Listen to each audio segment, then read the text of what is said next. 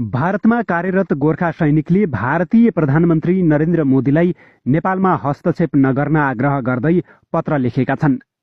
पत्रमा भनिएको छ, हामी गोर्खा सैनिकले भारतको सीमा जोगाउन पाकिस्तान र चीनका सेनासँग ज्यानलाई दाउमा राखेर लडिरहेका छौं।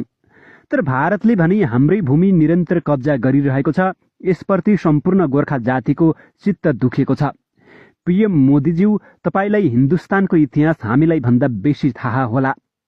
तर हामी तपाईलाई फेरि सम्झाउन चाहन्छौं, भारत स्वतन्त्र बनाउन पनि गोर्खाली नागरिकको भूमिका निकै महत्वपूर्ण रहेको थियो र आज पनि हिन्दुस्तान जोगाउन गोर्खाली सेनाको पल पलमा खाँचो रहेको छ। त्यसैले मोदीजी तत्काल भारतद्वारा अतिक्रमित नेपाली भूमि फिर्ता गरी दक्षिण एसियाकै महान र उद्धारवादी नेता बन्ने अवसर नगुमाउनुहोस्। हामी भारतकै पक्षमा छौं, तर हाम्रो भूमिमा अतिक्रमण गर्न तपाईका पाइलाहरू अघि बढिरहे भने